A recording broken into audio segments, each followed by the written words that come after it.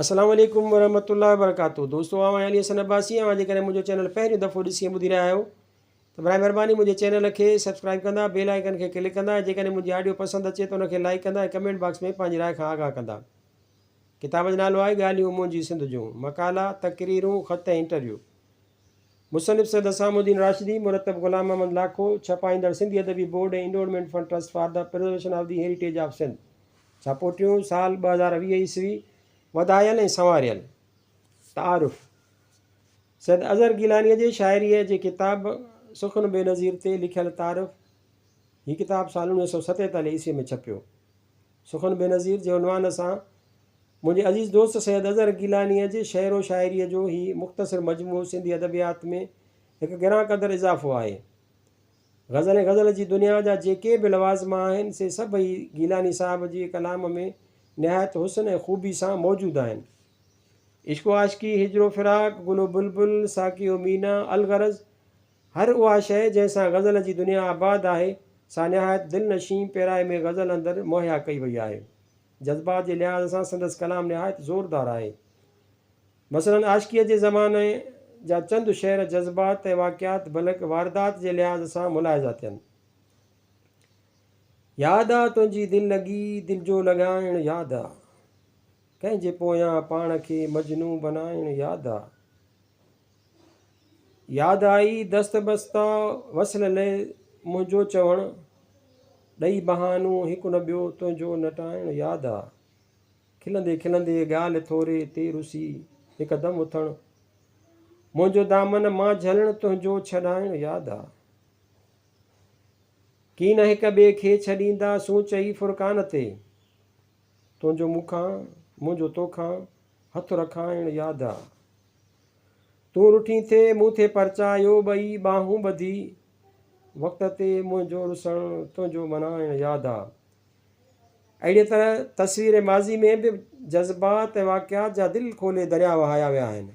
मसलन यादि आहिनि ॾींहं लब ते हो तबसुम मौजज़न, खारो ख़श ईंदो नज़र में हो मिसाल लालाए ज़ार।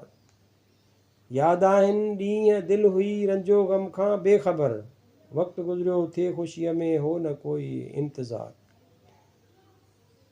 अल्फाज़नि जी बंदिश ऐं चुश्तीअ जा बि किथे किथे बहितरीन मिसाल पेश कया विया आहिनि। मसलन मुंहिंजे ग़म में था मरनि साहित में सदा छा करियां, कंहिंजे ग़म ख़्वारी करियां ग़म ख़्वार कंहिंजो थी रहां। साहित में सदा जी बंदिश निहायत बहितरीन आहे। अहिड़ी तरह किथे किथे त हिकु लफ़्ज़ जे आण सबबि समूरे मिसरे में जान पइजी वई आहे। बाद मुर्दन ख़ाक खे यसरब रसाईंदे ज़रूर, बाद मुर्दन ख़ाक खे यसरब रसाईंदे ज़रूर, अहिड़ो ख़ातिर ख़्वाह आ मूंखे सबा जो आसरो। ख़ातिर ख़्वाह जे लफ़्ज़ आण सबबि समूरे मिसरे में जान पइजी वई आहे।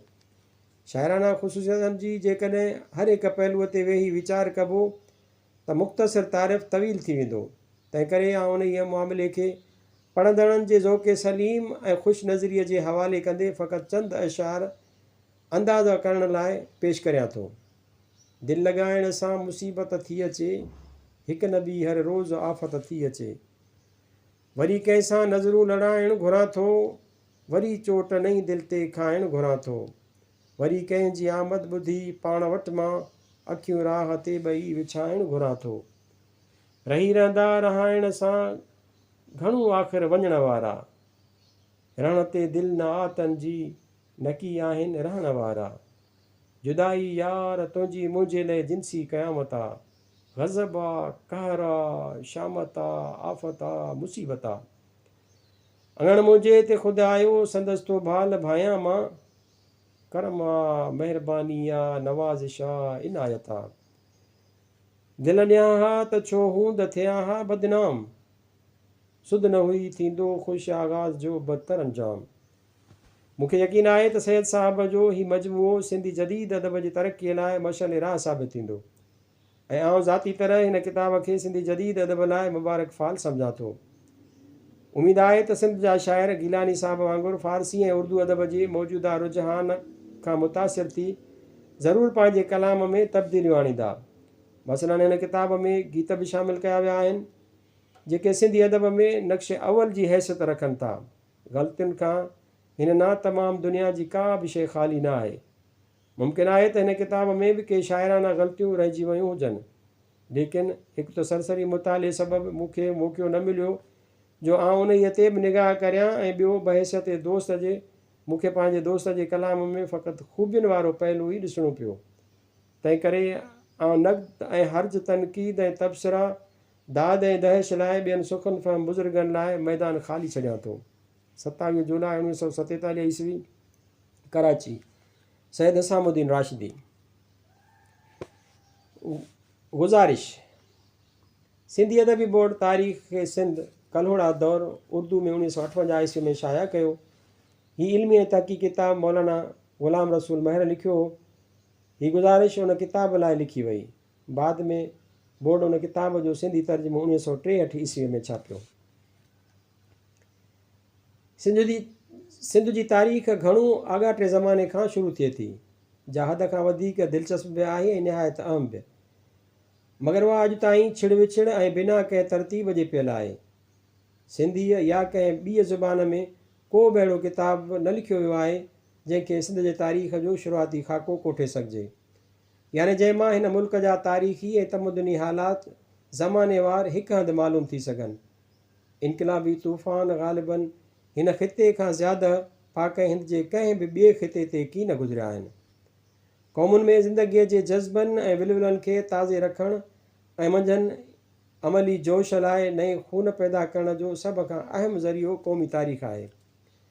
क़ौमी तारीख़ जे ई सफ़नि ते पंहिंजनि बुज़ुर्गनि जा आला कारनामा आईंदा नसलनि लाइ हमेशह वास्ते ज़िंदगीअ जो सबक़ु बणिजनि था। उन ई आईने में हर क़ौम पंहिंजे माज़ीअ खे बेनकाब ॾिसी सघे थी ऐं पंहिंजे उरूज ऐं ज़वाल जे असबाब ऐं अवामल ते थधे सीने सां ग़ौर करे आईंदा जा ख़दोख़ाल दुरुस्त करे सघे थी। जंहिं क़ौम वटि पंहिंजे माज़ीअ जी तारीख़ अखियुनि आॾो न हुजे, उन लाइ सम्झणु घुरिजे त उहा ज़िंदगीअ जे मैदान में अमली मुहरिकात जे हिकु निहायती अहम वसीले खां महरूम आहे। उहा ई अहम ज़रूरत हुई जंहिंखे साम्हूं रखंदे सिंधी अदबी बोर्ड पंहिंजी शुरूआती दौर में हिकु मुफ़स्सिल ऐं मुसन्निद तारीख़ लिखाइण जी रिथा तयारु कराई, ऐं हीउ फ़ैसिलो कयो वियो हो त हिन ख़िते जी समूरी तारीख़ 8 जुल्दनि में मुरतब कराई वञे, यानी जुल्द पहिरियों जाग्राफ़ियाई तारीख़, जुल्द ॿियो इस्लाम खां अॻु वारो दौरु, जुल्द टियों अरबनि जो दौरु, जुल्द चोथों सूमरनि ऐं समनि जो दौरु, जुल्द पंजों अरगूननि तुर्खाननि ऐं मुग़लनि जो दौरु, जुल्द छहों कल्होड़नि जो दौरु, जुल्द सतों टालपुरनि जो दौरु ऐं जुल्द अठों अंग्रेज़नि जो दौरु।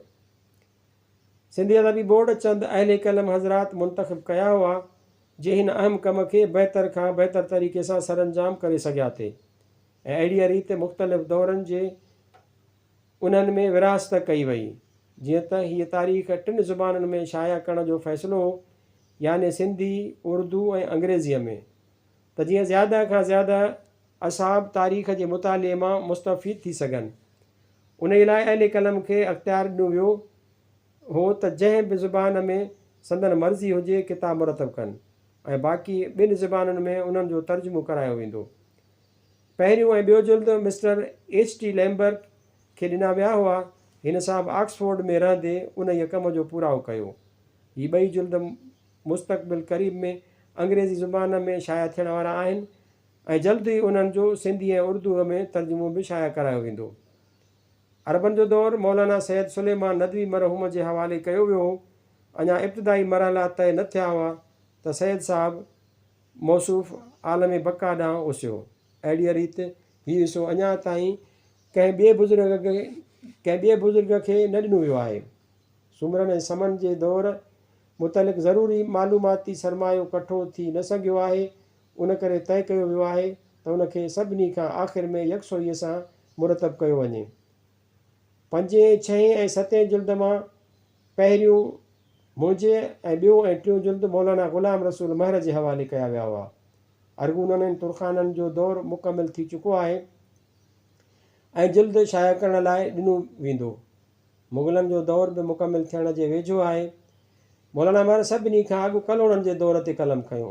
शुरूआत में ख़्यालु हो त हिन दौर जे बारे में बि मालूमात तमामु घटि आहे, उन करे बोर्ड हिन दौर मुतलिक़ 400 सिफ़नि जो किताबु काफ़ी सम्झो। मगर जॾहिं मौलाना मुख़्तलिफ़ हालात जूं कड़ियूं मिलाए वधीक तहक़ीक़ ऐं छंड छाण शुरू कई, तॾहिं एतिरो मसालो कठो थी वियो जो किताबु 1000 सिफ़नि खां बि वधी वियो ऐं उन करे उनखे 2 जुल्दनि में विराइणो पियो। हिन वक़्तु मौलाना टालपुरनि जे दौर ते लिखी रहियो आहे ऐं अंदाज़ो आहे त हीउ दौर बि 2 जुल्दनि ते फैलिजी वेंदो। अंग्रेज़ी दौर मुतलिक़ डॉक्टर डेवार्ट हिकु जुल्द तयारु कयो आहे जो अंग्रेज़ीअ जी शुरूआती दौर खां सिंध जे फ़तह थियण ताईं समूरे हालात ते मुश्तमिल आहे। बाक़ी हिसे खे बाद में तरतीब ॾींदो। हिन मुजमिल बयान मां सिंधी अदबी बोर्ड जी हिन रिथा जी कैफ़ियत चङी रीति वाज़िह थी सघे थी। शुरूअ में 8 जुल्द तजवीज़ कया विया हुआ, मगर हिन वक़्तु अंदाज़ो आहे त समूरी तारीख़ ग़ालिबन 13 या 14 जुल्दनि में मुकमिल थी वेंदी। जेके जुल्द छपिजी रहिया आहिनि उन्हनि जो तर्जुमो बि गॾोगॾु शुरू करायो वियो आहे। उन ई रिथा मूजिबि तारीख़ कलोड़ा जो हीउ सिंधी तर्जुमो 2 जुल्दनि जी सूरत में क़ारिइन हज़रात जी ख़िदमत में पेश थी रहियो आहे। मौलाना मर वॾी कोशिश ऐं कावज सां कलोड़ा दौर जी सरगुज़िश्त मुरतब कई आहे ऐं सरासरी ग़ैर यकीनी ज़रियनि मां छिड़ विछिड़ मवाद खे इकठो करे मुख़्तलिफ़ वाक़ियात खे हिकु धागे में पोइ हिकु अहिड़ो सिलसिलेवार दास्तान तयारु कयो आहे जो सॼी तस्वीर अखियुनि अॻियां अची वञे थी। कलोड़नि जो दौरु सिंधी क़ौम जी पुर अज़मत जिदोजहद, मुंतशिर थियल मुल्की अज्ज़ा जी नई तरतीब ऐं हमागीर तामीरी कारनामनि जो अहिड़ो दस्तावेज़ आहे जंहिंजे अकेले हुजण ते ख़राज तहसीन अदा करण में कंहिंखे बि शक शुबो न हूंदो।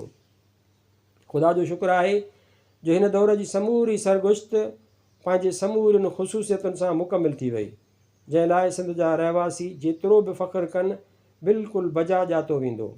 काल्ह ताईं असीं जन पंहिंजनि बुज़ुर्गनि जी फ़क़ति नाले खां वाक़िफ़ु हुआसीं, उन्हनि जे कयल कारनामनि जी अज़मत जो असांखे को बि अहसासु कोन हो।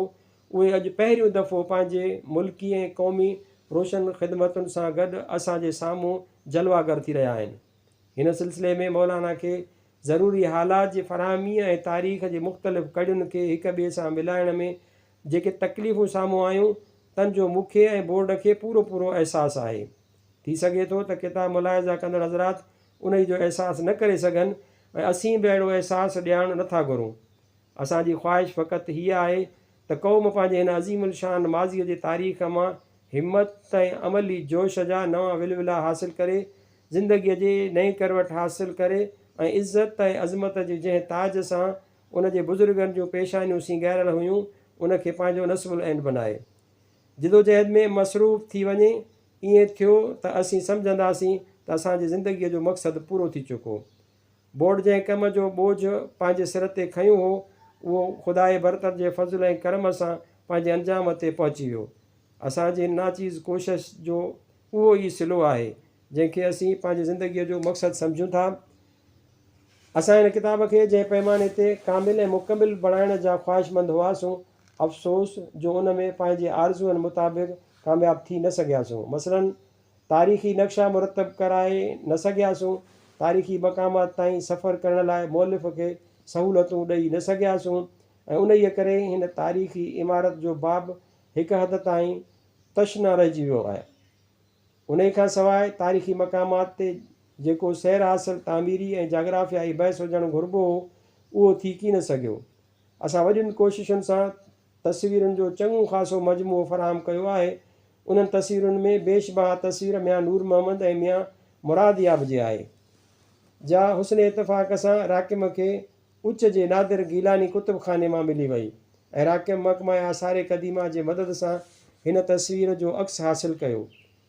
हीअ तस्वीर दरअसल रंगीन हुई, पर अफ़सोस आहे जो कनि फ़नी मजबूरियुनि सबबि असां उनखे रंगनि में छपाए न सघिया आहियूं।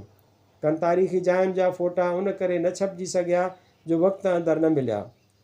मूं ते पंहिंजे अहबाब कराम जो शुक्रियो अदा करणु वाजिबु आहे जन मवाद जी फ़राहमीअ में पंहिंजी ऐं मौलाना जी मदद करणु फ़रमाई। महकमा आसार क़दीमा पाकिस्तान जो पिणु अहसानमंद आहियां जंहिं मुंहिंजी ज़ाती गुज़ारिश ते तस्वीरूं मुहैया करे ॾिनियूं। आख़िर में मौलाना महर जो दिलि जे ख़ुलूस सां शुक्रियो अदा करियां थो। हू सिंधी न हो, मगर हिकु मुहक़िक़ ऐं मौरिख़ जे हैसियत सां हिन किताबनि जे अंबार खे फलोरे हज़ारे सिफ़ात हेठि मथे करे किथां हिकु सिट, किथां 2 सिटूं, किथां अधु सिफ़ो ऐं किथां हिकु सिफ़ो फ़राहम कयो।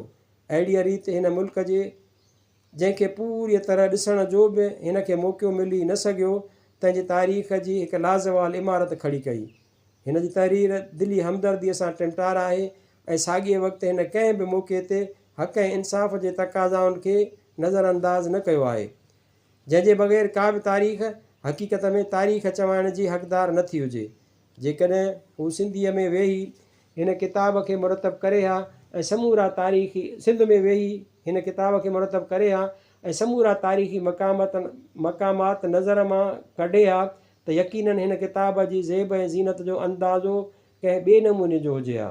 बहरहाल हिन जेका महिनत कई आहे ऐं जंहिं महिनत मुहबत ऐं इंतिहाई कोशिशुनि सां असांजे मुल्क जी तारीख़ जो हीउ हिसो मुरतब कयो आहे, उन लाइ असीं सभु उन जा शुक्रगुज़ार आहियूं। ऐं त ख़ासि करे उनजो अहसानमंद आहियां जो हिन ई सभु कुझु मूंसां ज़ाती मुहबत ऐं शफ़क़त जे करे कयो, जा 20-22 सालनि खां मूं ते फ़रमाए रहिया आहिनि। मुंहिंजी दुआ आहे त अल्लाह ताला खेनि सिहत ऐं आफ़ियत सां हमेशह सलामत रखे, आमीन। कराची 23 जुलाई 1958 ईस्वी। हसामुद्दीन राशिदी। शाह जो पैगाम। हाफ़िज़ मोहम्मद अहसन चन्ना जे किताब शाह जो पैगाम लाइ लिखियल 2 अखर। हीउ किताब साल 1958 ईस्वीअ में शाया थियो। सिंध जा अदीब ऐं सुखनवर पंहिंजे पंहिंजे वित ऐं वसार भिटाई घोट खे मुदतुनि खां अक़ीदत जा नज़राना पेश कंदा रहिया आहिनि, पर शाह हिकु अहिड़ो बहिरे बेपाया आहे जंहिंमें जेतिरी गवासी कजे उहा थोरी, जंहिंमां जेतिरा माणक मोती कढजनि उहे घटि आहिनि। हयातियूं घुरिजनि जो उन ई बुस्तान जे चमनबंदी कजे, ज़िंदगियूं खपनि जो उन ई बाग़ जा गुल ऐं ॿूटा पिया सिंगारजनि ऐं संवारजनि। भिट जे भोतार पंहिंजे लाफ़ानी बैतनि बेमिसल काफ़ियुनि ऐं क़यामत ताईं ज़िंदह रहंदड़ वायुनि खे सिंध जे अवामी किसनि ऐं कहाणियुनि, दास्ताननि ऐं रिवायतुनि जे बुनियादनि ते निभायो आहे। उन्हनि दास्ताननि ऐं उन्हनि कहाणियुनि, उन्हनि रिवायतुनि ऐं उन्हनि किसनि खे केतिरनि अदीबनि पंहिंजे पंहिंजे ज़ोरे कलम सां वक़्त ब वक़्त पे सारायो ऐं बयानु कयो आहे। कनि उन्हनि जी तशरीह कई आहे त कनि उन्हनि जूं मानवी ख़ूबियूं ऐं ख़ुसूसियतूं वेही शुमार कयूं आहिनि ऐं कनि उन्हनि जे रमज़ुनि ऐं नुक़्तनि जी वेही वाखाण ऐं उपटार कई आहे। अहिड़ीअ तरह हर कलमकार ऐं हर अदीब पंहिंजी सम्झ ऐं ख़्यालार कसर कान छॾी आहे। मुंहिंजे मोहतरम मुहसन हाफ़िज़ मोहम्मद अहसन, जंहिंजी अदबी सलाहियतुनि जो आउं हिकु मुदत खां मुअतरिफ़ ऐं जंहिंजी नात गोई ऐं सुखुन संजीअ ते आउं हिकु ज़माने खां मफ़तून आहियां, हिकु नए ढंग ऐं हिकु अनोखे रंग सां शाह सॻोरे जे किसनि ऐं कहाणियुनि खे पंहिंजे हिन किताब में पेश कयो आहे। हिन साहिब शाह जे बैतनि जूं कड़ियूं मिलाए मुंतशिर मोतियुनि खे हिकु लड़ीअ में पोइ सिंध जे उन्हनि मक़बूल आम दास्ताननि जा उहे पहलू पेश कया आहिनि जिन में प्रीत जूं पचारूं, इश्क़ ऐं मुहबत जूं पुकारूं ऐं सोज़ ऐं सिक जूं नाज़ुक रमज़ूं रखियल आहिनि। बयान ऐं असलूब जी नुज़रत, ज़ुबान ऐं लफ़्ज़नि जी खेॾ ऐं कुदरत शाह जे बैतनि जे रोशनीअ में उन्हनि गोशनि खे किथां जो खणी वञी किथे पहुचायो आहे। मुक़फ़ा इबारत, हसीन पेराया बयान ऐं तजनीस हरफ़ी सां सिंगार जी संवारजी उहे दास्तान सिंधी अदब जा उहे शाहकार बणिजी पिया आहिनि जिन खे पढ़ण सां ऐं अंदर में ओढ़ण सां दिलि खे राहत रसे थी ऐं रूह उन्हनि जे अहिड़ियुनि गहरायुनि ते पहुचण लाइ वधीक वाझाए थो ऐं ज़्यादा वाझ विझे थो जिन ते ख़ुदि शाह साईं रूह खे पहचाइण ऐं रसाइणु घुरे थो। सिंध जी मारी हुबल वतनीअ जो हिकु पाक मुजस्मो आहे। साणेअ जी सिक मारुनि सां बेपनाह मुहबत, वतन सां वालियाना वाबस्तगी, मलीर जे मारुनि वटि मोटी वञण जी आरज़ू ऐं उमेद उहे मारीअ जी उमंगुनि जा सरचश्मा आहिनि। हुबल वतनीअ जे उन्हनि सभिनी पाकीज़ा सरचश्मनि खे गॾे हिकु ई हंधि अहिड़े अंदाज़ सां बीहारण जो दिलि मां मुहिबे वतन मारीअ लाइ मुहबत ऐं हमदर्दी ऐं सिंध जी हिन अज़ीम तरीन शाइर जे लाइ अखट अक़ीदतमंदी उथलूं खाइण लॻे। हिकु अदीब जो न फ़क़ति क़ाबिल क़दुरु बल्कि इंतिहाई कमाल आहे। दरिया जा ड्रेजारींदड़ ऐं मन ॾारींदड़ दहकाउ ऐं ददका उन्हनि सभिनी खे हिक ई लड़ीअ में पोइ मुहबत में नीह सां छुलकंदड़ बैतनि सां ॻंढींदे अहसन साहिबु सचपच नसर ऐं शाइरी कई आहे ऐं इबारत में अहिड़ो आहंग पैदा कयो आहे जो सवें साज़ ऐं सुरूद उन तां क़ुर्बान आहिनि। ससुईअ जे सूरनि जा हाल, नूरीअ जी निमाणाई ऐं न्याज़ जा हाल, सोरठ ऐं सर मंगते जा दिलसोज़ मुकालिमा ऐं राय ॾिया चइजे सिर जो दान। इहे अहिड़ियूं शयूं आहिनि जे हिक ई हार जा मुख़्तलिफ़ माणिक ऐं हिक ई सिलसिले जा जुदा मोती आहिनि। शाह जा उहे मिड़ेई उनवान ऐं बयान पंहिंजी मुख़्तसिर तर्ज़ निगारिश सां नसर में जोड़े उन्हनि जी रौनक ऐं ताबनाकीअ खे सिंध जे हिन कुन मश्क अदीब ऐं अहले दिल साहिब कलम पढ़ंदड़नि जे अॻियां अहिड़ीअ तरह रोशन कयो आहे जो बेअख़्तियार ज़ुबान मां तहसीन ऐं आफ़रीन निकिरियो वञे थी। जहिड़ा आहिनि शाह जा शाहकार तहिड़ा ई आहिनि अहसन साहब जे लफ़्ज़नि जा दुरे शहवार। जहिड़ो आहे शाह जो नज़म अहिड़ो ई अहसन साहब जो नसर। गोया जहिड़ा आहिनि गुल गुलाब जा अहिड़ा ई खेनि वेस ॾिना विया आहिनि। सिंध जे नसरी अदब में उन ई क़िस्म जे मुक़फ़ा इबारत आराईअ जा मिसाल तमामु घटि आहिनि।